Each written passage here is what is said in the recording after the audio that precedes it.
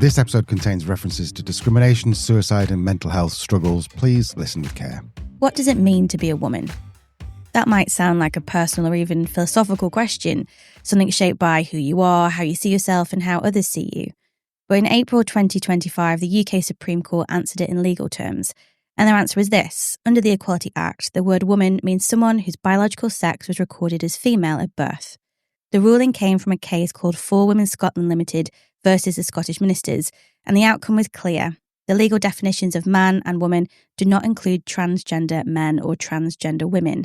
Even if someone has transitioned, even if they have changed the sex on their birth certificate, what matters legally is their biological sex at birth. This week, we're asking, what does it mean for business owners and leaders trying to create inclusive, legally sound workplaces?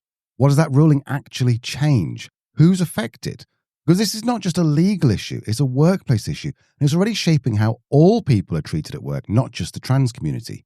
If you manage people or lead a business, this issue affects you too. To help us understand how we got here and what comes next, we will be joined throughout this episode by Sophie Wood. Sophie is a workplace inclusion trainer, a former police officer, and a trans woman. Today, she helps organisations create genuinely inclusive cultures through a consultancy, Belonging Base. Now, fair warning, Belonging Base is not your usual DEI organisation. Yes, instead of creating wishy-washy policies that never get read or making leaders feel bad by preaching about what they're not doing right, Belonging Base gives practical, sensible and balanced advice to leaders who want to make their cultures truly inclusive. Sophie is also a mental health first aid trainer, a big deal in the trans community, and a University of Cambridge alumni. And of course, for more than a decade, she has been part of the conversations that most leaders are only just starting to face. As always, all the links are in the show notes. Oh, and this is what I like about Sophie, and I think you're going to like too. She's one of the most straight-talking people you're ever going to come across. She's definitely not the typical DEI leader you've probably met before. For example, here she is talking about how most companies deliver training on inclusion. Lots of kind of traditional trans education is like, this is trans person, this is non-binary, this is definition of this, that and the other. And you just want to poke your eyes out after about half an hour because it's boring, okay? And I'm saying that I've sat through those sessions as a trans person, both post and pre-transition, thinking, kill me now. This is Truth, Lies and Work, the award-winning podcast where behavioural science meets workplace culture. My name is Leanne. I'm a chartered occupational psychologist. My name is Al, and I'm a business owner. And today we're helping you uncover the truth and lies around transgender inclusion in the workplace. We'll be back after this very short message from our sponsors. The story starts in Scotland, UK, back in 2018. In March, the Scottish government introduced a law to improve gender balance on public boards, the kinds that run hospitals, universities, local services, you know the kind of thing. The law said that trans women with a gender recognition certificate could be counted as women when measuring gender balance. To explain that a bit further, a trans woman is someone who was born male but now lives as a woman. A gender recognition certificate is a legal document that says the government now recognises that person as female. So, if a board was meant to be half women, then a trans woman with that certificate would be included in that count as a woman. A campaign group called 4 Women Scotland objected to this. They say their goal is to protect the rights of women based on biological sex and argued that including trans women changed the legal meaning of woman in a way that would make it harder to protect other sex-based rights. So, for example, things like women's shelters, sports categories, or health services designed specifically for women. But their argument was not that trans women are dangerous. It was that if woman can mean anyone who identifies that way, then the legal category becomes too broad to protect anything specific. So they challenged the government, and eventually the case made its way to the UK Supreme Court. Now, fast forward 7 years, April 2025, the UK Supreme Court finally agreed with 4 Women Scotland campaigners. It ruled that the words man, woman and sex in the Equality Act refer to biological sex at birth, not legal gender, not self-identified gender, not transition status. The court said the law needs to use consistent language, otherwise it becomes impossible to apply. So they chose biological sex as the foundation. The result is that trans people are still protected from discrimination under the category of gender reassignment, but they are no longer counted as men or women under the sections of the law that deal with sex. And at first, that might sound quite reasonable. You might think, well, if we're talking about sex, it should be based on biology. Surely. That makes sense. But here's what that actually means. I'd like you to meet Emma. Emma works for a large public organisation. She's been there for years. She's smart, steady, and widely respected. She's been identified as one of the company's top female talent, someone on the path to senior leadership. People go to her for advice. She mentors younger women in the business. Emma's a great manager and is liked and appreciated by all of her colleagues. What her colleagues don't know is that Emma was born a biological male. She transitioned 10 years ago. She has a gender recognition certificate. She's legally female, and no one in the office has ever questioned that. She's not the trans employee. She's just Emma.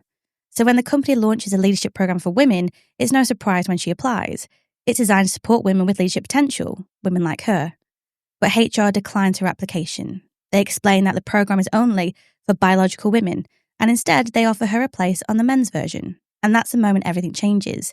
Emma hadn't shared that she was trans with most people at work. She hadn't needed to. But this decision outs her, not through rumour or mistake, but through policy. Through a policy her company now feels confident enforcing. This ruling was meant to protect women's rights, but for Emma, it means being removed from a program for women and told she belongs with the men. Not because of how she leads, not because of how she shows up, but because of how she was born. That doesn't just knock her off a development track, it undermines who she is. It tells her she's not really a woman, not here, not officially. And that message spreads. Can she still join the women's wellbeing group? Will younger women still see her as a mentor? Can she still safely use the women's bathroom? But the loss isn't just Emma's. It's the company's. It's the women she supports, the culture she helps hold up, and the silence that follows her exclusion makes it harder for anyone else to speak up. Emma isn't real. Yet her story represents the real challenges of more than 120,000 trans and non-binary people in the UK. Representing just 0.3% of the population, they didn't create the gender gap. The men still overrepresented in leadership did. So what exactly are we protecting? Now, Emma's story isn't just possible, it's already playing out. And it's not just in individual cases, but in policy. One of the first public signs came from the CIPD. This is the UK's professional body for HR. They had published guidance on how to support trans employees. It was clear, it was thoughtful, and it was written by people who understood the reality on the ground. Then it was taken down. There was no explanation. There was no update. It was just gone. That guidance had been co-written by Sophie Wood, our guest, a workplace inclusion trainer and a trans woman. You're going to hear more from her throughout this episode. We asked her how that moment felt for her. Must have been a LinkedIn conversation. And it's like, well, what's your main concern about the judgment? And I said, well, the judgment in itself probably wouldn't make an awful lot of difference to anybody. But the way in which the judgment is just about to be weaponized by people who want to see trans people eradicated from society is going to be off the scale shit scary. And I was right. And that's what's happening. And the momentum behind that is absolutely incredible. And the organisations who are behind this reaction in terms of supporting, we'll call it in quotes, the interim guidance, that's been issued around this is, to me, astonishing. So organisations such as the CIPD, British Transport Police, all completely U-turning and kind of saying, yeah, we're going to react to this straight away. And so, yeah, and that's really difficult. That's really difficult to get your head around and actually cope with. 2 years ago, I was part of a working group of people in the trans community who worked with academics who had been commissioned by the CIPD to write transportive guidance in the workplace for that organisation. And we worked really hard on that document. It was a great piece of work. It got published. And I was like, hey, that was really good. And I was quite proud of that. So I kind of go around saying to people, hey, I took part in this day, take me seriously for my opinions because, I was part of this significant project. And then the warning signs started to come, I think, a few months ago, where the guy who led the research kind of said, oh, just need to let you know that the CIPD have pulled down that guidance and now there's a more simplified version in place. So how did we get here? How did a country that once spoke the language of progress start pulling back? Because this didn't begin in the courtroom. It began in politics, in the media, with people in power who saw an opportunity and turned trans lives into a debate. They said it was about protecting women. They called it fairness. But underneath it was something else. It was about control. Who has it and who gets to decide who belongs? This was never a debate. It was a strategy, and it's working. More after the break. Welcome back. Now, Emma's story before the break provided an example of what could play out. Let's find out what actually does play out and did play out. I'm going to go back to Sophie and hear her story. If you then kind of think, well, this legislation's actually aimed at me as a trans woman as opposed to being trans man, because that hasn't entered people's thoughts until people are now talking about the implications of what's just happened. So we're now talking about 50% of this under 1%. Yeah. So statistically, UK population, you're talking about 0.5%. Yeah, you are doing irreparable damage and interfering with the lives of much broader 2% of the population who aren't even part of the equation that's actually being discussed. And again, that just somebody who's just listening to this with the slightest bit of kind of, I don't know, common sense empathy might just go, well, why is that? Why is that not being taken into consideration when you're making a significant legal judgment that's going to affect the lives of UK citizens? You know, but that just kind of, I think, underpins one of the main arguments for people such as myself that these judgments are made in ignorance. Yeah, people making these judgments in the legal profession don't have the required level of understanding around what being trans is, things like what being intersex is at all. And they purposefully, this is the egregious part for me, they purposefully denied themselves the opportunity to have that understanding by refusing to hear any submissions from anybody who were in the trans community or represented the trans community. This kind of egregious discrepancy of consideration and investigation into truly both sides of the opposing arguments that were being discussed.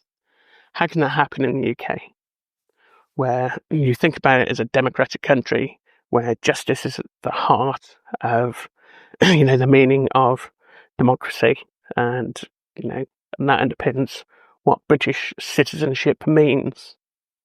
And the reason it happens is because outside of a small group of people who hate trans people, and the small group of people who are trans people, nobody really cares. Now, this ruling didn't come out of nowhere. You can trace it back past the Supreme Court, past the policy documents, back to a time when trans inclusion didn't feel controversial. It felt like progress. Back in 2011, there was real optimism.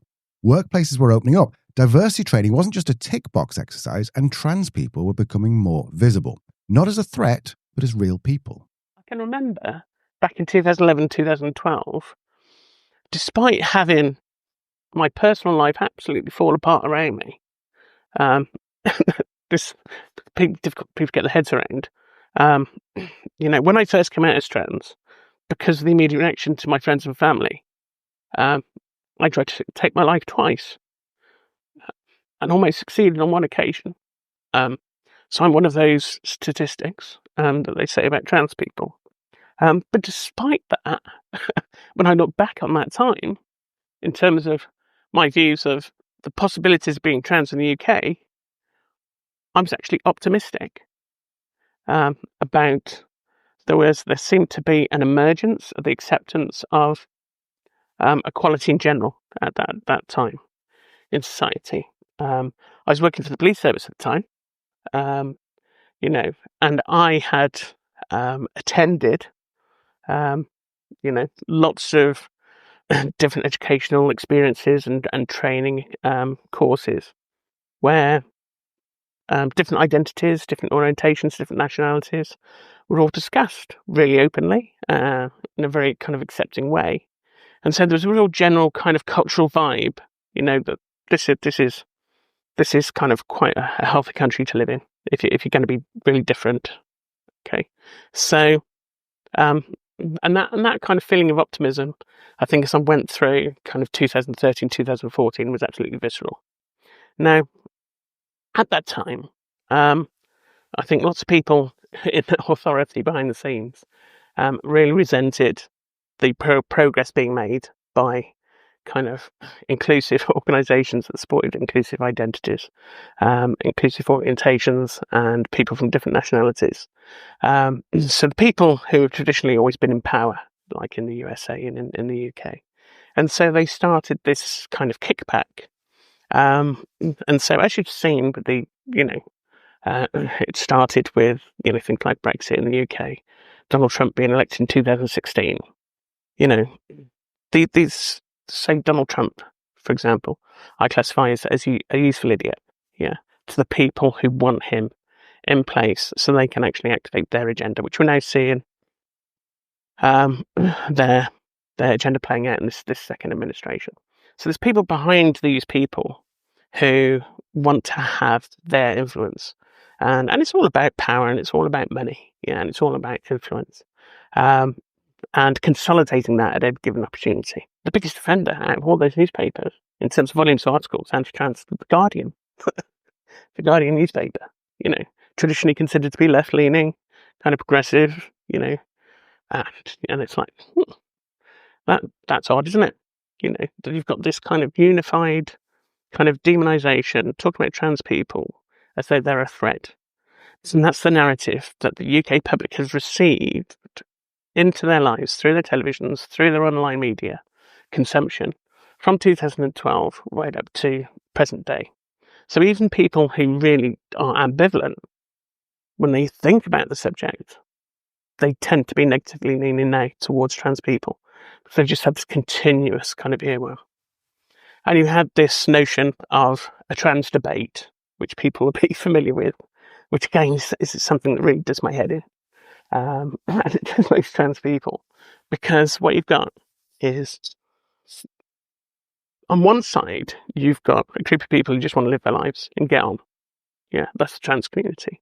And on the other side, you've got people who are organised with the specific intention of erasing trans people from public life, because they consider that trans people having rights is a threat to biological women having rights. Once that fear sets in, it doesn't need evidence. It just needs repetition and silence. Workplaces didn't suddenly become hostile. They became hesitant. Leaders paused. And trans people were the first to feel it. The legal ruling didn't create this culture. It sealed it. It gave weight to an idea that had been building for years, that inclusion is conditional, that identity is negotiable, that trans lives are up for discussion. By the time the judgment came, many workplaces had already started to pull back, quietly, without statements, without guidance. What comes next isn't just about law, it's about fear, about who gets excluded in the name of safety, and what that fear is really protecting. That's where we're going next, because this isn't about protection. It's about control. When you let your mind wander into how this can be practically policed on any level, okay, who's policing it? Who is outside the toilet in Wetherspoons? Who's outside the toilet in the local cafe in the high street? Who's outside the toilet in the cinema? Who's doing that policing? What legal authority do they have, whoever's doing that policing? Then what lawful challenge can they actually make in terms of, practically, policing the situation? Do they have the right to invasively strip search somebody? Do they have the right to touch the person? Do they have the right to demand to see identification? If they're demanding identification, what identification are they actually going to look for? Is the person going to have to show their passport, their driving licence, their birth certificate, because you'll carry our birth certificates around with us? And then, if they're actually stopping a binary trans woman who's actually got a gender recognition certificate, which only has one purpose in law, and that's to change a birth certificate, then you've got the situation where they would be shown a female birth certificate. And so what does the person then do then? What? They say, well, I don't believe this birth certificate. You'll remember that this ruling came from a case brought by For Women Scotland, a group that challenged the inclusion of trans women in legal definitions of woman. It was presented as a way to protect women, to make spaces safer, to draw clear lines. But for trans women, it has introduced new dangers, complications, and humiliations. I worked in a call centre doing 12-hour shifts where there's 2 cubicles, male cubicle, female cubicle. So 2.5 years in that job, female cubicle used, not an issue at all.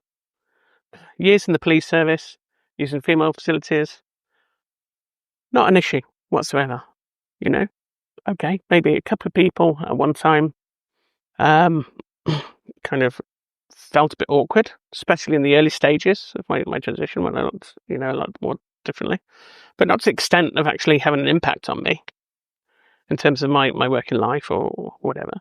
And it's like, if I think back to the early stages of my transition, just to give another sense of balance to this conversation, is in the early stages of my transition, I was petrified to use the toilets. Absolutely petrified. Because you didn't want to be a contentious issue.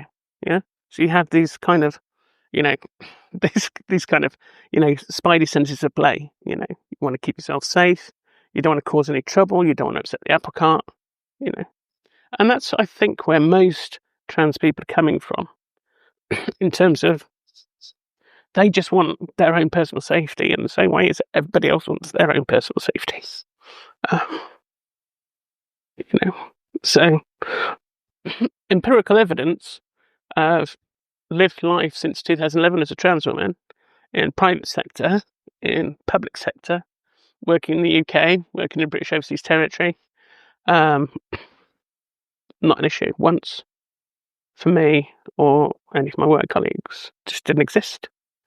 And that's why I keep saying, what lengths have they gone to solve a problem that just does not exist? And how many problems are they going to create by trying to do that ridiculously?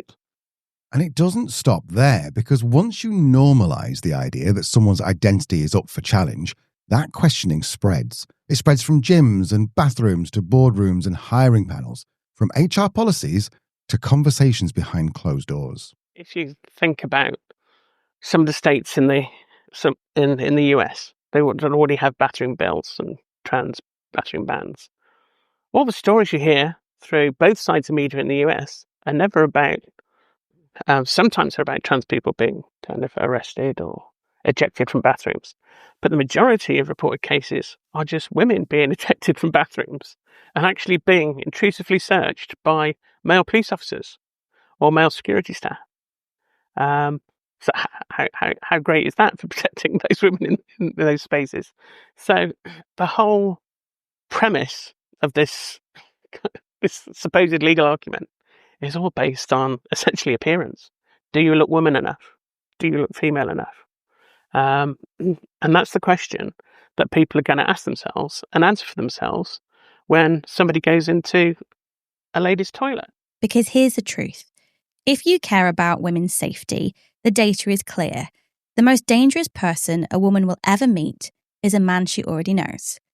In the UK, one woman is killed by a man every 3 days. Most of those killings happen at home, and most are committed by a partner or ex-partner. That's not opinion. That's from the Office for National Statistics and the UK Femicide Census. Trans women are not the threat. They are not responsible for this violence, but somehow they're being positioned as a reason women need protection. Based on, and depending on which way the wind's blowing, the notion that trans people are a danger to women in women-only spaces, or that people pretend to be trans people and be a danger to women in women-only spaces. And the infuriating thing for somebody like myself is it's their whole kind of raison d'etre, their central kind of primary messaging is fiction. It's actually doesn't exist at all. There's no statistically relevant data to suggest that any person, never mind a woman, has ever been attacked by a trans person or a non-binary person in a female-only space, or by a male pretending to be a trans person in a female-only space. This was never just about trans people. At its core, this is about power and who gets to define identity, dignity, and belonging. Because when governments or institutions start deciding who qualifies as a woman, what they're really doing is drawing a line that can be moved, a line that decides who counts and who doesn't. And once that power exists, the power to decide whose identity is valid, it rarely stays contained. We've seen it before, and we're seeing it now. Rights being chipped away from the edges, cuts to mental health services, reduced access to abortion, silence around domestic violence and maternal deaths. Policies that encourage more women to have children, not by supporting them, but by making other choices harder. And while all of this is happening, the international spotlight stays fixed on trans people, just 0.3% of the population. It's a distraction, and it's working.